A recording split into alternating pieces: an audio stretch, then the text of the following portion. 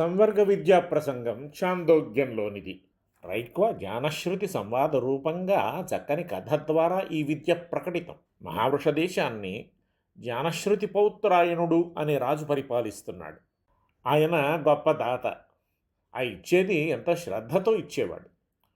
ఊరూరా వాడవాడలా ఇల్లు కట్టించి ఇచ్చాడు. ఇంటగాని బయటకాని ఆయన వండించే వంటలకు ఎడా తెరిపి లేదు. దేశంలోని వాళ్ళంతా తా కట్టించిన ఇళ్లలో ఉంటూ తా వండించిన అన్నం తింటూ సుఖంగా ఉండాలని అట్లా ఉన్నారని భావించేవాడు. ఇలా ఉండగా ఒకనాటి రాత్రి ఇతని నిరతాన్నదానానికి నిత్య నివాస నిర్మాణ మహావ్రతానికి చాలా సంతోషించిన కొందరు మహాత్ములు హంస రూపాల్లో ఆకాశాన ఎగురుతూ జానశ్రుతికి కనవచ్చారు. జానశ్రుతి ఆవాసాలు నిర్మిస్తున్నాడు, అన్నాలు పెట్టిస్తున్నాడు. నిజమే, బాగుంది. కానీ నేను చేస్తున్నాను, నాది ఇస్తున్నాను అన్న భావంతో ఉన్నాడు. చేసేవాడు చేయించేవాడు భగవంతుడే అని, అంతా ఆయనదే అని తెలియక అహంకారంతో మమకారంతో ఉన్నాడు. జ్ఞానశ్రుతి మంచివాడే, సత్కార్యాలు చేస్తున్నాడు. కానీ అతనిలో కాస్త భావ సంశుద్ధి ఏర్పడితే బాగుండుననుకొన్నారు వాళ్ళు. అందుకు ఉపకరించే మాటలు కొన్ని అతని చెవిని వేశారు. అకసాన హంసలు వెళుతున్నాయి. సౌధాగ్రాన జ్ఞానశ్రుతి శయనించి ఉన్నాడు.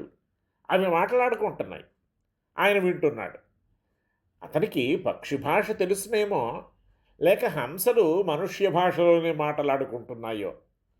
ముందు పోతున్న హంసతో వెనక ఉన్న హంస కన్ను మిన్ను కానక పరుగులేమిటి? ఆ కింద జ్ఞానశ్రుతి ఉన్నాడు, కనబట్టం లేదు. ఆయన తేజస్సుకు మాడిపోగలవు అన్నది. అప్పుడు ఆ ముందరి హంస, ఈయనేదో పెద్ద రైక్కుడంతటి వాడన్నట్టు మాట్లాడుతున్నావు, ఇంతకు ఈ జ్ఞానశ్రుతి గొప్పతనమేమిటి అని అడిగింది. సరేలే, నువ్వు చెప్తున్న ఆ రైక్కుని గొప్పతనం ఏమిటి? ఆయన గొప్ప బ్రహ్మవేత్త. ఇదిహాస్తి యదన్యత్ర ఎన్నేహాస్తి నతత్క్వచిత్ అన్నట్లు రైక్కునికి తెలిసిందే ఇతరులకు తెలిసేది. లోకంలోని జ్ఞానమంతా ఆయనలో ఉంది. ఆయన బ్రహ్మజ్ఞుడు అన్నది ముందరి హంస. ఈ సంభాషణ విన్న జ్ఞానశ్రుతికి తన అహంకారం వదిలిపోయి ఎట్లాగైనా రైకుణ్ణి పట్టుకుని ఆయన ద్వారా బ్రహ్మ విద్యను పొందాలి అనుకున్నాడు. దేశంలో నలుమూలల పరిచారకులను పంపి అతి కష్టం మీద ఓ పల్లెలో ఓ బండి కింద వడలు గోక్కుంటూ పడి ఉన్న రైక్కుని జాడలు కనుక్కున్నాడు జ్ఞానశ్రుతి. 700 ఆవులు, ఓ కంఠహారం, ఒక రథం పట్టుకు వెళ్ళి వాటిని స్వీకరించి ఆయనను ఉపాసించే దేవతను గూర్చి తనకు ఉపదేశించమన్నాడు. ఇవన్నీ నువ్వే ఉంచుకో, నాకెందుకు, పొమ్మన్నాడు రైక్కుడు. అంతతో విసుగు చెందక 1000 ఆవులు, కంఠహారం, రథంతో పాటు తన కూతురుని భార్యగా రైక్కుడుంటున్న గ్రామాన్ని కూడా ఆయనకు సమర్పించి ఈ దక్షిణలు స్వీకరించి తనను ఉద్ధరించమని అడిగాడు జ్ఞానశ్రుతి. జ్ఞానశ్రుతి అభినివేశాన్ని, నిరహంకారితను గమనించి కానుకలు స్వీకరించి ఆయనకు బ్రహ్మ విద్యను ఉపదేశిస్తాడు రైక్కుడు.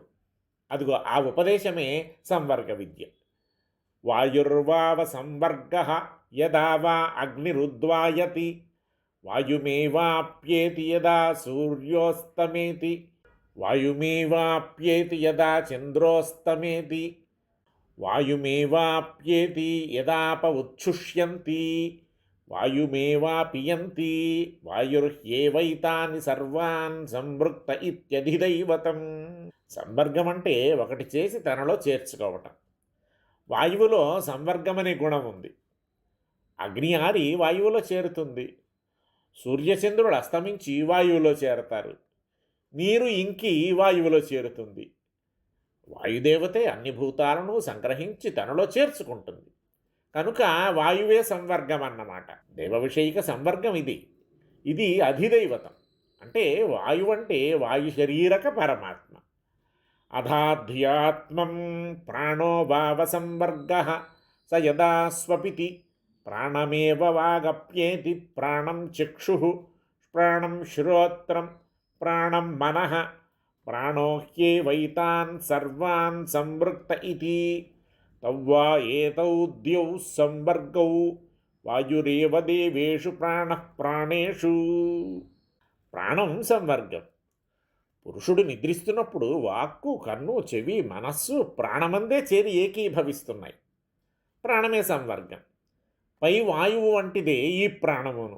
ఇక్కడ ప్రాణమంటే ప్రాణ శరీరక పరమాత్మ అన్నమాట. ఆ వాయువు ఈ ప్రాణం రెండూ పరమాత్మ నుండి వచ్చినవే, ఆయన యందు చేరేవే కనుక పరమాత్మ సంవర్గం. సంవర్గ విద్యా ప్రశంసాపరంగా మధ్యలో మరో ఆఖ్యాయికను చెబుతోంది ఉపనిషత్తు. శౌనకుడు, అభిప్రతారి అని ఇద్దరు బ్రహ్మ విద్యానిష్ఠులు భోజనానికి కూర్చునున్నారు. ఓ బ్రహ్మచారి భిక్షకుడు వచ్చాడు. ఆ బ్రహ్మచారి తాను సంవర్గ విద్యానిష్ఠుణ్ణి అన్న దురభిమానంతో ఉన్నవాడు. ఇది తెలిసి ఆ బ్రహ్మచారి ఏమంటాడో విందామని వారు అతనికి భిక్ష పెట్టలేదు. అప్పుడు ఆ బ్రహ్మచారి అగ్ని, ఆదిత్య, చంద్ర, జల రూపాలను, వాక్, చక్షు, శ్రోత్ర, మనోరూపాలను ప్రజాపతి తనలో చేర్చుకుంటున్నాడు. ఇలా బహురూపాల్లో ఉన్న ప్రజాపతిని తెలుసుకోలేకపోతున్నారు.